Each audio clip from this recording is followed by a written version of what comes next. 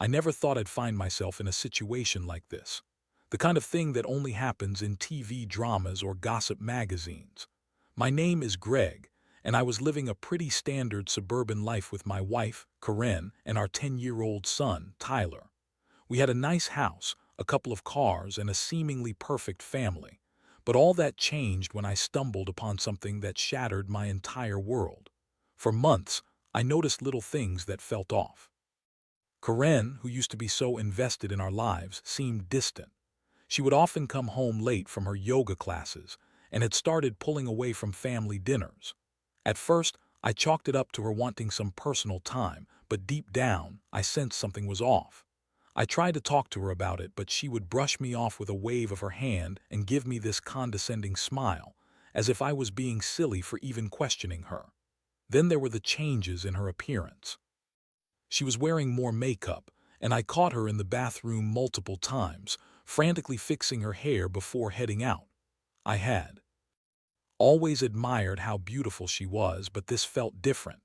It was like she was trying to impress someone else, someone who wasn't me.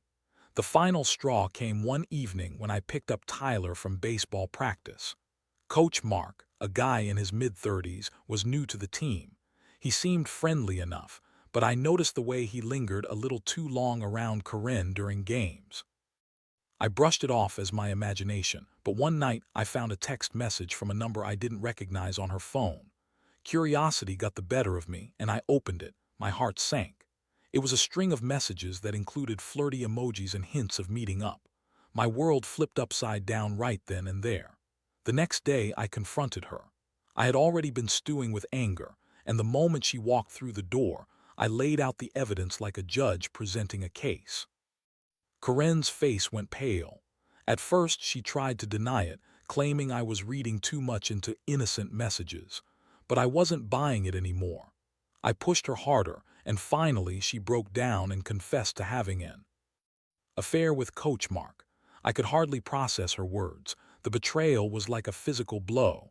My mind raced. How could she choose him over our family? I felt fury bubbling up, intermingled with disbelief. "You've got to be kidding me," I said, my voice cracking. "How long has this been going on?" She waved her hands dismissively, claiming it was just a stupid fling that meant nothing. She went on about how I wasn't paying enough attention to her, how she felt lonely, and how Mark made her feel young and exciting again. I was shocked that she was trying to blame me for her actions. I punched a hole in the wall out of pure frustration, and the look in her eyes shifted from guilt to anger, as if I was the one in the wrong for being hurt. Eventually, our argument reached a boiling point. She accused me of being a controlling husband who never let her have fun. Her words stung. It was like she was trying to rewrite our story, putting herself in the role of the victim. But I was the one left reeling from the betrayal, feeling like a fool for trusting her. Afterward, I felt like I was floating through a haze. I didn't sleep much that night. All I could think about was the life we'd built, the dreams we had for Tyler, and how this one affair had the potential to destroy everything. I felt so lost, so betrayed. How could I trust her again? I didn't have answers, but I knew I had to make a decision about our future. The emotional impact of her lies weighed heavily on me, and I needed time to sort through my feelings. All I knew was that this wasn't over. I had to figure out how to protect my son and myself from the mess Corinne had created. The resolve began to build in me, a desire not just to survive this, but to fight back in a way that would ensure a better future for Tyler. The days following that confrontation were a blur. I felt like I was walking through a fog, trying to navigate a life that had suddenly turned upside down. Corinne and I barely spoke, and when we did, it ended in more arguments. She was stubborn, refusing to acknowledge the full weight of her actions. I couldn't believe how she could remain so detached from the reality she'd created. I was hurt, angry, and confused. I knew that I had to get my head straight. This wasn't just about me anymore. It was about Tyler, too. He was the one who deserved a stable environment, especially with everything going on. I started to do a lot of reflecting. I thought about the times when Corinne and I first met, how she was lively and full of dreams. I remembered how she used to talk about wanting a family and the future we envisioned together. It all felt like a cruel joke now. In the midst of my emotional turmoil, I began to gather evidence. I wanted to know exactly what I was dealing with before making any drastic decisions. I started keeping a closer eye on her behavior. I noticed her phone was now glued to her side, and she'd become more protective of it. It was as if she knew I was suspicious and was trying to cover her tracks. One afternoon, while she was out for what she claimed was another yoga class, I couldn't resist the urge to go through her phone. My heart raced as I unlocked it. I felt like a criminal going through evidence, each moment heavy with anticipation. I scrolled through her messages, and it was worse than I imagined. There were explicit conversations, plans to meet up, and an alarming comfort between her and Mark. Every word felt like a dagger, each notification a reminder of her betrayal. But it wasn't just her messages that shocked me. I found photos, flirty selfies she had sent him. Her playful expressions were something I hadn't seen in years. It hit me hard that she was sharing this side of herself with someone else, and it made the betrayal feel even deeper. I took screenshots, documenting everything, feeling a mixture of anger and sadness wash over me. By the time she returned home, I was on edge, trying to maintain my composure. I confronted her again, this time with undeniable proof. I showed her the messages, the pictures, the entire trail of deceit laid bare before her. She paled, the confident woman who had dismissed my earlier accusations now visibly shaken. "Greg, I can explain," she stammered, but I cut her off. "Explain what? How you've been lying to me? How? You've been screwing our son's baseball coach." My voice was rising, but I couldn't help it. The rage was boiling over, and I needed her to understand the depth of her betrayal. She tried to backpedal, claiming it was just a phase, that she was confused and didn't mean to hurt me. The excuses rolled off her tongue like a rehearsed script, but I was beyond caring about her reasons. I felt disgusted that she could attempt to justify such a blatant act of dishonesty. From that moment on, I made a decision. I wouldn't allow her to manipulate the narrative. I was the one in control now. I began to think about the steps I needed to take in order to protect myself and Tyler. I couldn't let Corinne's affair derail our lives any further. I wanted to ensure that whatever happened next, I would be the one to steer the ship. I started looking into my options for custody arrangements. I knew I had to get my son away from this chaos. I wanted to give him a real future, one where he felt loved and secure. I also started talking to friends, seeking advice on how to handle this situation without losing my mind. The anger surged through me like a wildfire, but deep down, I also felt sadness for the family we once were. I spent hours online, researching everything I could about custody battles. I knew it wouldn't be easy, but I was prepared to fight for my son. I would show Corinne that her actions had consequences, and I wouldn't let her waltz back into my life as if nothing had happened. If she thought she could take our family for granted, she was sorely mistaken. With each new day, I felt more resolute. I was about to take action, and I would ensure that my son would come out on the other side of this with a better future. I had decided that I would be the husband who fought back, and I was ready to win this game. As I continued to gather my thoughts and strategize my next moves, the atmosphere at home grew more tense.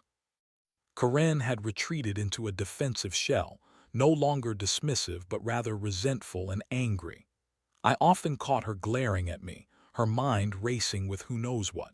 It was as if she realized that I was no longer the naive husband who would just accept her lies.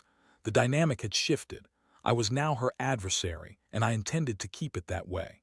I didn't want Tyler to feel the tension, so I made a conscious effort to maintain normalcy for him. We went to baseball games, had movie nights, and I even made an effort to cook some of his favorite meals.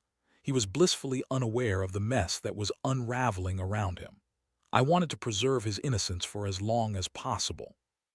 He deserved a father who would fight for him, not one who would let his mother's infidelity destroy our family. Despite my attempts to shield him, I still had to confront Corinne about our situation. I needed to lay out my plans clearly and assertively. One evening, after Tyler had gone to bed, I decided it was time for a serious talk. I called her into the living room, where I had set up a few documents on the coffee table, including some of the screenshots I had taken. "Sit down." "We need to talk," I said, trying to keep my voice steady. I didn't want to show any fear, even though my heart was racing. Karen crossed her arms, a defensive posture that only fueled my determination. "What is it, Greg? More accusations?" She shot back. "No, not accusations, facts. You've made some choices that have consequences, and I'm not going to ignore them anymore." I gestured to the papers. "This is about Tyler. I'm not going to let your affair affect his life any longer." She scoffed, rolling her eyes. "You really think you can take him away from me? You think you're going to win some custody battle?" Her tone dripped with sarcasm, but I could see the flicker of fear in her eyes. I took a deep breath, grounding myself in the reality of the situation. "I've been researching custody laws, and I know that I have a solid case. You've been unfaithful, and that will be taken into consideration. I love Tyler more than anything, and I want what's best for him. I can't trust you around him, especially with how you've behaved." Karen's expression shifted from defiance to anger. "How dare you? You think just because I made a mistake that I'm a bad mother? You're being reasonable." "Unreasonable," I echoed, incredulous. "You've put your own desires ahead of our son. You've betrayed the very foundation of our family. I'm not trying to hurt you. I'm trying to protect Tyler. He deserves better than a mother who's running around with his coach." Her face flushed with rage, and for a moment I thought she might explode. Instead, she took a deep breath, visibly trying to compose herself. "You think you can just walk in here and take my son away? I won't let that happen." The tension in the room was palpable, and I realized that this wasn't just about a marriage in shambles. It was about two parents who were now on opposite sides of a battlefield. "I want to work together for Tyler's sake, but you need to face the reality of what you've done," I said, my voice firmer.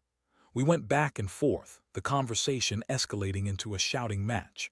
Each word felt like a punch, and by the end of it, we were both exhausted. Karen stormed off, slamming the door to our bedroom behind her.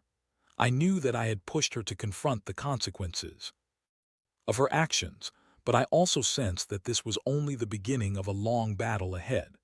In the following days, I reached out to a family lawyer for advice. I needed to know what my rights were and how to approach a custody arrangement. The more information I gathered, the more empowered I felt.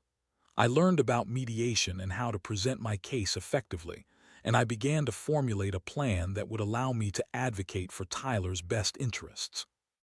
I also spoke with friends and family, sharing my story, and surprisingly, many had their own experiences with infidelity. Some had successfully navigated custody battles, while others had been less fortunate. Their stories provided me with a deeper understanding of the emotional roller coaster I was about to embark on. I was filled with a mix of hope and dread, knowing that my journey would be fraught with challenges. While all of this was happening, I made a point to keep communication with Tyler open. He was my priority, and I didn't want him to feel caught in the middle of our storm. I took him to the park when I could, engaging him in conversations about baseball and school. I wanted to be the dad he could count on, someone who would always be there for him, no matter the chaos around us. As the days turned into weeks, I felt the anger slowly morphing into determination. I was ready to fight for my son and to expose the truth behind Karen's betrayal. I was no longer just a husband reeling from infidelity. I was a father on a mission to secure a better future for his child, and I wouldn't back down. The battle lines were drawn, and I was prepared to take whatever steps necessary to protect my family, one way or another.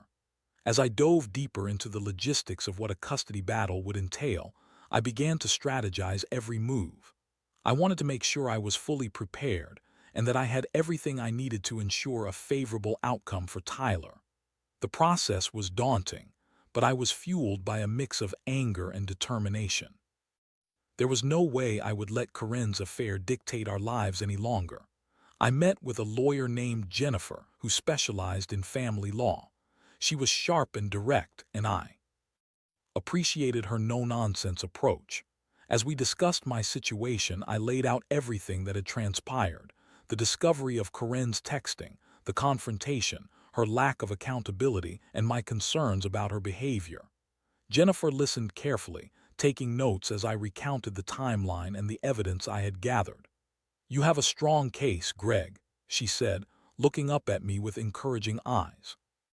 Infidelity can impact custody arrangements, especially if it's been detrimental to your child's well-being.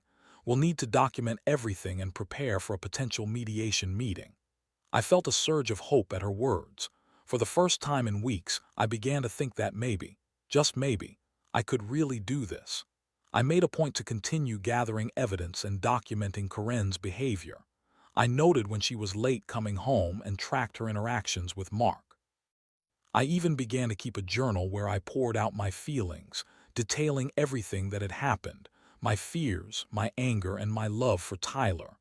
But amidst this preparation, I still had to manage the delicate balance of cohabiting with Corinne. We didn't have the luxury of splitting up yet. We were still living under the same roof, which made every interaction strained. One evening, I came home from a meeting with Jennifer, feeling empowered and ready to take action. I'd spent hours working on my case, but as I opened the door, I was immediately hit with a wave of tension. Corinne was sitting at the kitchen table, her head buried in her phone. She looked up as I walked in, her expression somewhere between annoyance and bitterness. "You're home late again, Greg. Out with your new girlfriend." She snapped, her voice dripping with sarcasm. I took a deep breath, refusing to let her bait me. I was done with her games. "Actually, I met with a lawyer today," I said evenly, watching her reaction closely. Her eyes widened, and for a split second I could see the realization hit her. "A lawyer for what?" she asked, trying to maintain her composure but failing miserably. "For custody. I'm not going to let you continue to act like everything's fine while you're off playing house with Mark. I care about Tyler more than anything, and I will fight for him." I meant every word. I would not let her manipulate me any longer. She placed her phone down, and I could see the anger boiling beneath the surface. "You think you can just take him away from me? You're being ridiculous, Greg." She leaned forward, her voice rising. "You're just doing this out of spite." "Spite," I replied, incredulous. "This is about Tyler, not you or me. I'm not trying to punish you, I'm trying to protect him from your poor choices. The affair, the lies, all of it has impacted him more than you realize." Her face twisted in anger, and we went back and forth, hurling accusations and insults like swords. I could see that she was losing her grip, and it felt empowering to stand my ground. But as heated as the argument became, I maintained my focus on Tyler, reminding myself that this was ultimately about securing his best interests. The escalation of our fights soon caught up with us, and I noticed that Tyler was beginning to sense the tension. One afternoon, after a particularly intense argument, he came home from school and sat down with me. His eyes were filled with concern. "Dad, why are you and Mom always fighting? Is it about baseball?" I was taken aback. I didn't want him to feel like he was at the center of our issues, but it was clear that he could no longer ignore it. "No, buddy, it's not about baseball. It's just grown-up stuff that we're trying to work through. I promise you, we love you, and that will never change." Tyler nodded but still looked troubled. I felt a rush of guilt wash over me. I didn't want him to feel like he had to choose sides or bear the weight of our problems. I resolved to do everything in my power to shield him from this chaos, even if it meant making tough decisions. As I prepared for mediation, I focused on maintaining a calm demeanor. I wanted to show that I was stable and ready to take on the responsibility of being a single parent if that was what it came to. The day of mediation arrived, and I walked into the conference room with a mixture of hope and trepidation. Corinne entered shortly after, her expression hardened, arms crossed defensively. We both sat down at the table, the tension palpable. The mediator introduced herself, and I could feel the weight of the moment pressing down on us. As we began to discuss custody arrangements, Corinne tried to paint herself as the victim, recounting how she felt unappreciated and lonely in our marriage. I felt my blood boil as she spun her story, attempting to garner sympathy for her choices. But I had prepared for this. I had the evidence, and I remained focused on Tyler. When it was my turn to speak, I laid out my case clearly and honestly. I talked about the love I had for my son, my commitment to providing a stable environment, and the impact of Corinne's affair on our family unit. I could see the mediator listening intently, and I felt a surge of confidence as I spoke. The conversation continued, with both sides sharing our perspectives. While Corinne attempted to downplay the severity of her actions, I made sure to stay calm, presenting my thoughts and feelings without resorting to anger. I wanted to show that I was capable of being a responsible and loving father. As the mediation progressed, I could see the tension in Corinne's face shift. The facade of confidence began to crack, and her emotions were laid bare for everyone to see. I could tell she was starting to realize the weight of her actions and the potential consequences. After hours of negotiation and discussion, we finally reached a preliminary agreement. It wasn't perfect, but it was a start. I left the meeting feeling a mix of exhaustion and relief, knowing that I had taken the first steps toward securing a better future for Tyler. I couldn't change what had happened in the past, but I was determined to build a brighter tomorrow. I would fight for my son, and I wouldn't back down. The battle was far from over, but I was ready for whatever came next. In the weeks following mediation, things at home settled into a strange routine. Corinne and I coexisted like roommates, navigating our days with a tense politeness that felt more like a truce than a relationship. I was still gathering evidence and preparing for what I knew would be a lengthy custody battle, but now there was also this palpable silence between us, a quiet acknowledgement of the cracks in our marriage that were now too wide to mend. Tyler, blissfully unaware of the full extent of our situation, continued to thrive on the baseball field. I became his biggest supporter, attending every practice and game, cheering him on from the sidelines.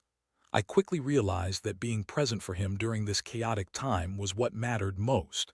He needed to feel secure, and I was determined to provide that for him, no matter how rocky my own world had become. As I watched Tyler swing his bat and run the bases, I took a moment to reflect on what I was fighting for. The innocence of childhood, the joy of family, and the future I envisioned for him. I wanted to ensure he had the chance to grow up without the shadows of adult betrayals looming over him. I often thought of how I could shield him from the emotional fallout of Corinne's actions, and it became my driving force. In the midst of our new routine, I had a breakthrough moment. One evening, I was tucking Tyler into bed after a long day filled with practice and homework. He looked up at me, his eyes wide with curiosity. "Dad, are you and Mom going to fix everything? I don't like it when you fight." His innocent question hit me hard, and I felt the weight of my decisions crashing down. I wanted him to understand that sometimes people need to grow apart to find happiness. "Listen, buddy," I said softly, stroking his hair. "Sometimes adults don't get along, and that's okay. It doesn't mean we don't love you or that our family is broken. It just means we need to find a new way to be a family." He nodded slowly, processing my words. I could see he wanted reassurance. "Will we be okay?" he asked, biting his lip. "Yes, Tyler, we will be okay, I promise," I said, trying to infuse my voice with confidence. I knew I had to keep my promises, not just to him, but to myself as well. As the days turned into weeks, I continued to prepare for the next court hearing. I had received a letter from Jennifer outlining our proposed custody agreement, which would allow me primary custody with visitation rights for Corinne. I felt a mix of hope and apprehension. This was it, this would determine our family's future. The night before the hearing, I barely slept. My mind raced through every possible scenario. I replayed past arguments with Corinne, wondering what she might say to undermine my case. But I reminded myself that I was doing this for Tyler, and that focus kept me grounded. The courtroom was intimidating. It felt cold and sterile, with a sense of gravity that weighed heavily on my shoulders. Corinne arrived shortly after, her demeanor calm but her eyes betraying her anxiety. She wore a tailored suit that screamed professionalism, an attempt to present herself as the composed mother fighting for her rights. As the hearing began, I sat across from her, feeling a rush of conflicting emotions, anger, sadness, but most of all, determination. When it was my turn to speak, I took a deep breath and presented my case. I laid out the facts clearly, focusing on my commitment to Tyler and the stability I could provide him. I emphasized how Corinne's affair had affected him, and how I wanted to create a nurturing environment free from the turmoil of our past. Karen followed suit, attempting to paint herself as the victim in all of this. She spoke about how she had made mistakes, but emphasized her love for Tyler and her desire to be a present mother. I could see the mediator taking notes, and I knew I had to stay composed, no matter how much I wanted to interrupt her claims. As the hearing progressed, I felt a sense of empowerment. I was finally standing up for what I believed in, advocating for my son's best interests. I could see the mediator considering the weight of our arguments. I had to remain focused, not just on winning, but on ensuring that Tyler's voice was heard. After a lengthy discussion, the mediator called for a short recess. As I stepped outside the courtroom into the hallway, I felt the adrenaline pumping through my veins. I looked around, searching for a moment to gather my thoughts. I spotted Tyler sitting with my parents who had come for support. He looked up at me, and I gave him a reassuring smile, though I felt the weight of uncertainty still hanging over us. When we returned, the mediator presented a proposed agreement.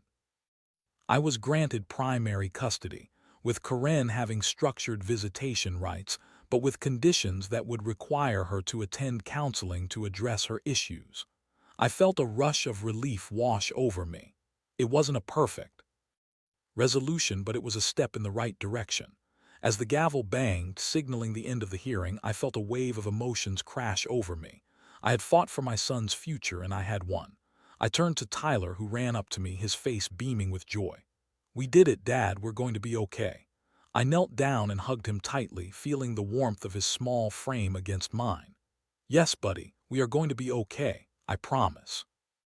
As we walked out of the courthouse that day, I knew this battle was far from over. There would be challenges ahead as we adjusted to this new normal, but I felt hopeful. I had taken a stand, not just for myself but for my son. I was determined to rebuild our lives and create a future where Tyler could thrive, no matter the obstacles we faced. My resolve was stronger than ever, and I was ready to embrace whatever came next on this journey of healing and rebuilding. In the days that followed the court hearing, life began to take on a new rhythm. It felt strange adjusting to the new custody arrangement, but I was grateful for the clarity it brought. Tyler seemed more relaxed, and that was my top priority. Our home was filled with laughter again, and it felt like a fresh start, despite the shadows of the past lingering in the corners. Karen was granted visitation rights, and I made it a point to keep things civil for Tyler's sake. I wanted him to feel secure and loved by both parents, even if we had to tread carefully around each other. I started to notice that Karen was making an effort to show up for Tyler more consistently, attending his baseball games and cheering him on. I could see she genuinely wanted to be involved in his life, and while our interactions were still fraught with tension, I hoped that this was a step in the right direction. When she picked him up for the first time after the hearing, I felt a mix of apprehension and hope. I watched from the window as Tyler hopped into the car, grinning from ear to ear as he waved goodbye. It was odd to think of him being with her again, but deep down I knew that it was important for him to maintain a relationship with her. During those evenings when Tyler was with Karen, I took the time to reflect on everything that had transpired. I had spent so long submerged in anger and hurt that I was starting to rediscover the person I used to be. I found solace in my hobbies, painting, writing, and spending time with friends. I realized that I needed to take care of myself as well, to heal and grow. One night while I was painting in the living room, I received a text from Karen. It was unexpected and I hesitated before opening it. "Can we talk?" it read. My initial reaction was to dismiss it, but I took a breath and decided to reply. "About what?" She responded quickly. "I know things have been rough, but I think we should try to put our differences aside for Tyler. Can we meet?" I considered it for a moment. Perhaps this was an opportunity to establish some common ground. I agreed to meet her at a local cafe. As I drove there, I felt a mix of anxiety and anticipation. This was uncharted territory for us, and I wasn't sure what to expect. When I arrived, Karen was already seated at a booth, her expression a blend of vulnerability and determination. I slid into the seat across from her and we exchanged awkward smiles. There was a heaviness in the air, but I knew we needed to address it. "Thank you for meeting me," she began, her voice steady. I know I've messed up so much and I've been reflecting on everything. I want to be a better mother for Tyler. I want him to see that we can work together even if we're not together. I appreciated her honesty, but I also felt the sting of her earlier betrayal. I want that too, Corinne, I replied cautiously, but it's going to take time and effort. You can't expect everything to just go back to normal. I know, she said, nodding. I'm willing to go to counseling. I want to understand the impact my actions had on our family, and I want to make it right for Tyler. We talked for hours, navigating through the pain and the hurt while also sharing our hopes for our son's future. It was easy, and I could see the walls breaking down slowly. We acknowledged our past, but we also began to speak about the present, what we could do to ensure Tyler felt loved and supported. By the end of the conversation, I felt a flicker of hope. It was a small step, but it was progress. I realized that while the wounds from her betrayal would take time to heal, the possibility of co-parenting amicably was within reach. As the weeks turned into months, we continued to work on our relationship as co-parents. It wasn't perfect. There were still awkward moments and tensions that would flare up, but we communicated openly, always keeping Tyler at the center of our discussions. I started to see a change in Corinne, too. She was making an effort to be more present, more engaged, and I could see how much she loved our son. While I still had reservations, I knew that healing would take time, not just for me, but for her as well. Through this entire ordeal, I learned a lot about resilience and the power of forgiveness. I discovered that while betrayal can rock the foundation of a family, it doesn't have to destroy it. Instead, it can become a catalyst for growth, change, and a deeper understanding of what truly matters. I continued to focus on my relationship with Tyler, ensuring that he always felt safe and loved. He thrived on the baseball field, and I reveled in being his biggest fan. I was proud of how we had navigated the storm together, and I felt a renewed sense of purpose as a father. As I looked back on everything that had happened, I realized that while the road ahead would still have its challenges, I was ready to face them head-on. For Tyler's sake and my own, I would strive to build a future filled with love, support, and understanding. In the end, I learned that sometimes, the most difficult events can lead to the most profound transformations. I was no longer just a husband betrayed. I was a father committed to creating a brighter future for his son, and I was ready to embrace whatever life had in store for us.